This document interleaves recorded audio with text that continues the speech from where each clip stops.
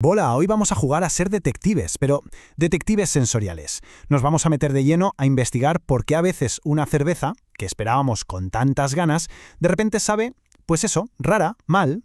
Así que preparaos porque vamos a resolver el caso de los sabores indeseados.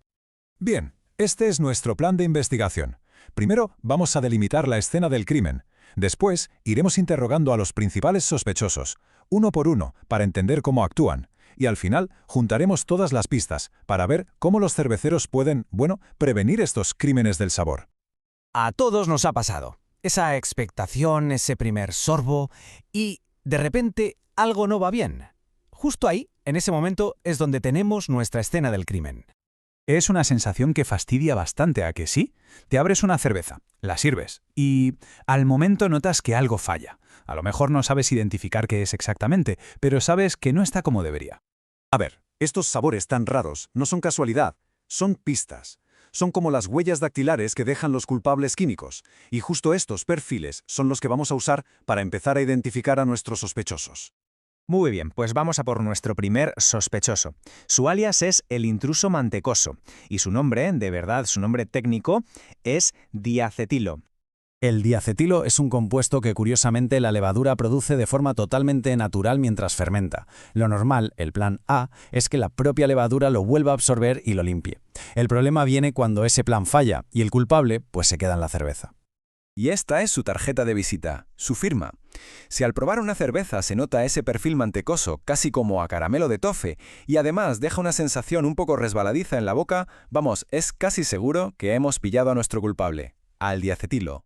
O sea que el modus operandi es un proceso de 3 pasos.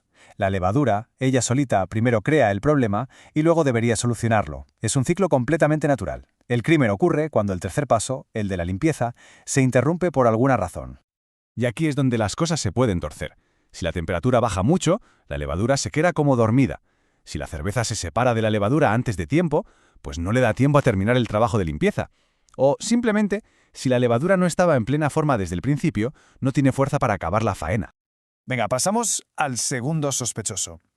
Este es un compuesto de azufre, famoso por dejar un rastro que recuerda a verduras. Su nombre, sulfuro de dimetilo, aunque para los amigos, DMS. A diferencia del diacetilo, que venía de la levadura, el DMS tiene su origen en la malta. Y la clave aquí es que es súper volátil. Su destino básicamente se decide durante la fase de cocción de la cerveza. Esta es una de las pistas más cantosas, de las más fáciles de reconocer. Ese olor que es que no falla a una lata de maíz dulce que acabas de abrir. Si ese aroma aparece en una cerveza donde no pinta nada, el DMS es sin duda el principal sospechoso. Y aquí vemos cómo actúa. El precursor está ahí, escondido, en la malta. El calor del hervido lo despierta y lo convierte en DMS. Pero, y aquí está el truco, ese mismo calor, si se aplica bien, con un hervido fuerte, enérgico y sin tapar la olla, es lo que permite que el culpable se evapore y se escape. Un hervido fiojo o con la olla tapada es dejarle la puerta abierta para que se quede.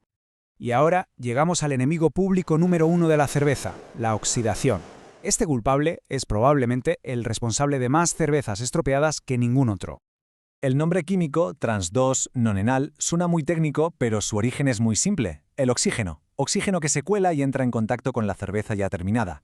Es, para que nos entendamos, lo mismo que le pasa a una manzana cortada que se pone marrón, pero aplicado al sabor de la cerveza. Este es el sabor de la pura decepción.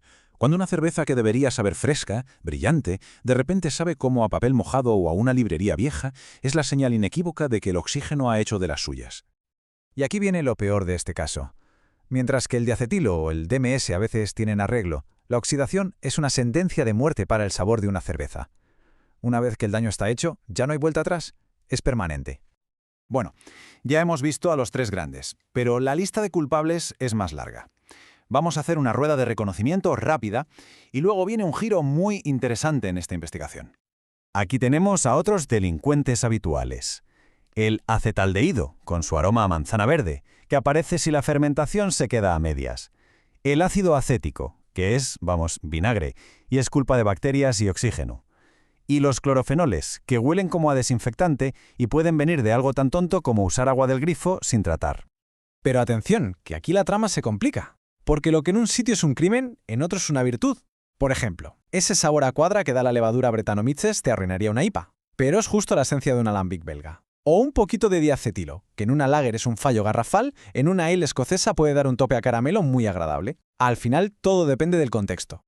Vale, ya hemos analizado a los sospechosos, sus motivos, sus métodos. Pero, ¿cómo se asegura un cervecero de que no actúen? Pues la clave, como en casi todo, está en la prevención. Y aquí están las contramedidas, las reglas de oro. Es ser metódico. Higiene, pero higiene a nivel obsesivo para que no se cuele ninguna bacteria. Un control total de la fermentación para que la levadura haga su trabajo bien y completo. Un hervido y enfriamiento de manual para echar al DMS. Y por supuesto, declarar la guerra total al oxígeno después de fermentar. Así es como se resuelve el caso antes incluso de que empiece. Y así, al final de toda esta investigación, nos queda esta pregunta en el aire. Entender qué causa un sabor malo nos da el poder de evitarlo.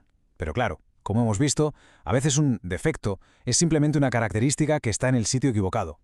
Quizá la línea que separa un crimen del sabor de un perfil complejo y deseado es mucho más fina de lo que parece.